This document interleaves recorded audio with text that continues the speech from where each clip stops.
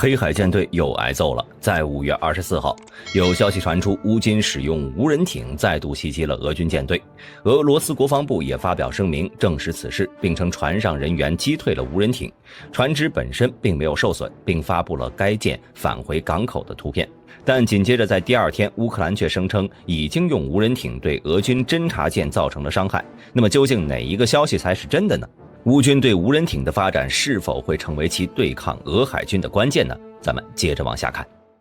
先来看一下俄乌双方放出的视频。5月24号，有多家媒体称，在博斯普鲁斯海峡以北74公里，距离乌克兰控制的领土400公里处，俄罗斯黑海舰队伊万库尔斯号电子侦察舰遭到了乌克兰无人艇的袭击。从俄军公布的画面来看呢，来袭的无人艇被舰上武器拦截，一枚炮弹击中了无人艇，发生了巨大的爆炸，可见无人艇中所携带的炸药之多。俄罗斯媒体称，至少有3艘无人艇攻击了这艘电子侦察舰，并全部被舰上的防御武器拦截，该舰现在已经安全返回港口。然而在5月25号，网络媒体传出了一段视频，显示一艘乌克兰无人艇径直奔向了伊万赫斯，直到接触船体的一瞬间，画面中断。看视频，无人舰的袭击确实已经得手了。目前已经有乌克兰内部人士证实了视频的真实性，并指出俄罗斯船只因袭击而受损。伊万赫斯号虽然并没有在这次袭击中沉没，但是被击中了，船体和设备都有明显的损坏。俄罗斯人正在对其进行修理，这就解释了为什么24号克里米亚大桥突然封闭，护卫舰马卡洛夫海军上将号突然携带着8枚口径进入黑海，对周边海域进行保护。而至于此前俄军放出的图片和视频，很有可能是以前的存货来稳定军心的，不料却遭到乌方视频的打脸。其实自从赫尔松被乌军收复之后，俄军在乌克兰南部区域的活动范围就被进一步压缩了，但战争的继续让俄军不得不试图在其他方向找回军事优势，比如海面。黑海舰队作为这次战争中俄军的主要海面打击力量，自然是首当其冲。虽然该舰队在这次战争中遭到了乌军多次袭击，但不可否认的是，在海面力量方面仍然是俄军拥有着战略优势的领域。这些优势呢，可能会促使俄海军采取堡垒战略，以舰队掩护沿海区域的行动，并通过长距离巡航导弹打击乌克兰纵深内的关键设施，并继续对海岸进行封锁。另外，黑海舰队的存在可能还会在未来避免俄军彻底的失败。在局势恶化后，俄军很有可能会借着继续让黑海舰队封锁乌港口为由，来胁迫乌克兰在谈判中做出让步。毕竟，当前黑海舰队的另一个主要任务就是持续封锁并且威胁乌克兰的粮食出口。数据显示，与去年相比，乌克兰的粮食出口损失达到了46%。预计今年乌克兰的整体 GDP 将下降约35%，而此前俄乌双方签订的黑海粮食出口协议，在战争的威胁下又显得极其脆弱。掌握制海权的俄罗斯可以随时撕毁协定。如果在战争结束后，俄军的黑海舰队仍然能够封锁乌克兰港口，这就会成为俄乌和平谈判中普京的重要筹码。因此，想要彻底打破俄海军的封锁，乌军唯有拿出相对应的海面力量才行。但是早在2022年3月，乌克兰海军旗舰赫特曼萨海达奇尼号护卫舰为避免落入俄军之手自沉之后呢，乌克兰至今只能维持着一支由4-5艘巡逻艇组成的小型舰队，只能遂行低强度的侦察与袭扰任务。尽管美国后来又向乌克兰提供了一些河川巡逻艇，但这些船只同样无法和黑海舰队相提并论，只能用于内陆河道的低烈度战斗，缺乏作战船只，极大地限制了乌克兰海军打击俄罗斯海军及其相关设施的能力。这也让俄军能够一直利用黑海舰队的导弹对乌内部发起纵深打击。但是即便是没有海面力量，乌军还是能想到别的办法，也就是反舰武器。在缺乏水面船只的情况下，乌军积极使用反舰导弹、空中无人机和海上无人艇对俄罗斯海军进行打击，使俄罗斯在黑海遭受了重大损失。最显著的成就就是2022年4月，黑海舰队旗舰莫斯科号被海王星反舰导弹击沉，极大地削弱了黑海舰队的战斗力和人员士气。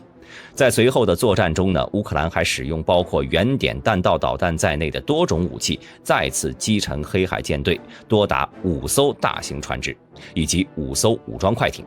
而在获得无人艇援助后呢，乌军更是越战越勇，成功打击了俄黑海舰队的新旗舰马卡洛夫海军上将号。在该舰受损后，黑海舰队也不得不进行较长时间的休整和轮替，也让俄军的黑海舰队作战能力受到了巨大限制。在乌军反舰武器的压力下呢，俄黑海舰队也不得不从原来的克里米亚基地转移到了俄罗斯南部的新罗西斯克，以防止被乌军进一步打击。但转移舰队这种事情呢，只是权宜之计。毕竟俄军当前空袭乌克兰的导弹，在经过1年多的使用后呢，数量已经剩下不多了。而相比之下呢，比较依赖舰船发射的口径导弹，则还有不少存货。因此，俄军想要继续对乌克兰纵深目标进行打击，那么黑海舰队就不得不冒险出动。但这冒险所付出的代价也是巨大的。这不，在最近的黑海舰队的侦察船伊万库尔斯号就遭到了乌克兰的3艘无人艇袭击。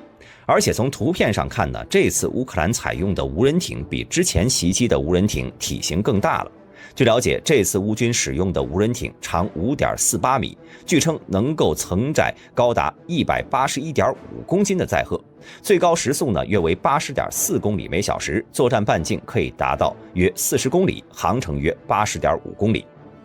能够自主运行长达60个小时。全系统包括了一个地面自主操纵站、一个运输和储备系统以及一个数据处理中心，并且该无人艇配备了多个摄像头系统，并在船头安装有撞击引信以及星链卫星通信天线的设备。该艇可能采纳了卫星惯性导航、地面操纵站遥控，通过具有夜视功能的视频子系统进行观察，并且遥控攻击，使 USV 能够在黑海西部和中部的大片海域运行，并且很容易突击塞瓦斯托波尔。下面咱们再来了解一下这场事件的另一个主角——伊万库尔斯号，则是一艘俄军新型的尤里伊万诺夫级侦察舰，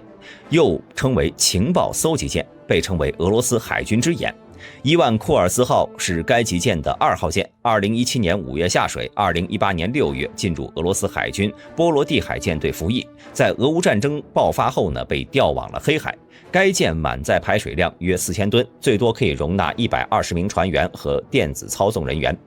当前呢，俄海军共建造了2艘，配备了各种侦察天线和电子设备，旨在为俄罗斯海军提供情报收集、监视、电子战、指挥和控制、通信、舰队管理和信号情报等能力。但是由于是辅助舰艇，该舰的防御武器比较薄弱，只有甲板上的2座单管 MTPU 14.5毫米舰用机枪安装在甲板基座上，由人工操作，能够打击水面、海岸和空中目标，射程2公里，射速为每分钟450发。此外呢，舰上还有一套6连装的 9K38 IGLA 肩扛式防空导弹发射装置，共有32枚 9M39 导弹组，用于防御固定翼飞机和直升机。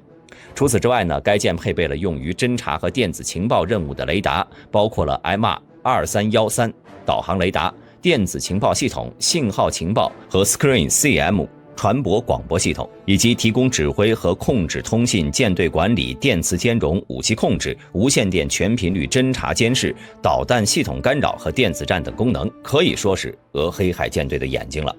但是由于是侦察舰，它的防御火力比较薄弱，而最后一艘乌克兰无人艇也是从其防御火力的盲区尾部进入，最终撞击成功的。除此之外呢，有美国媒体猜测基辅的无人艇在黑海的其他意图。毕竟俄罗斯黑海舰队在经过莫斯科号沉没之后呢，已经变得十分警觉了。现在的乌军的无人艇想要击沉俄罗斯军舰，难度是相当大。因此，乌克兰的无人艇出现在这片海域的目的，还有可能是为了埋藏在黑海海底的天然气管道。要知道，自从北溪天然气管道事件发生以后，俄罗斯就立刻加强了黑海海域的土耳其溪和蓝色溪流2条管道的安保措施。伊万胡尔斯号之所以出现在黑海，就是在执行保护任务。因此，这次无人舰船袭击事件也很可能就是针对这2条天然气管道中的重要一环。另外，对于乌克兰而言，屡屡得手的无人艇已经让其明显尝到了甜头。从去年开始，乌克兰就发起了一项众筹计划，号召民众捐款，以便建造100艘自杀式无人艇来攻击俄军。根据乌方公布的资料，这一型无人艇的造价为1000万格里夫纳，仅相当于不到30万美元，这一价格是显著低于鱼雷和反舰导弹的价格的。显然，乌克兰已经意识到，想要在黑海对抗俄罗斯，对海军的投资是必要的。无人艇、无人机在最初的打击阶段相当有效。乌克兰无人艇的崛起也为该国的国防力量带来了新的可能。这种低成本高效率的无人艇对于乌克兰来说具有重要意义。不过，想要实现长期稳定的发展，乌克兰呢还需要克服一系列挑战，加强无人艇的技术和作战能力，以适应复杂的海战环境。其次，乌克兰还需要加强对无人艇的后勤支持和维护，包括维修、训练和人员素质的提升，同时与其他国家加强合作，以推动无人艇技术的发展和应用。另外，这次无人艇技术的崛起对于中小国家的国防具有重要意义。随着技术的不断发展，无人艇呢将继续在海战中发挥重要作用，为世界军事格局带来新的变化。而俄罗斯方面在连吃了几次大亏之后呢，也随之改变了应对手段，例如增加武装快艇、延伸外围警戒网等等。这些袭击将越来越难以执行。不过好消息是，随着此前乌军收复了赫尔松，乌军已经可以选择在赫尔松地区布置海王星反舰导弹了，射程范围可以囊括整个塞瓦斯托波尔军港。当然，对于反舰导弹的部署的消息和位置，乌军一定会十分保密的。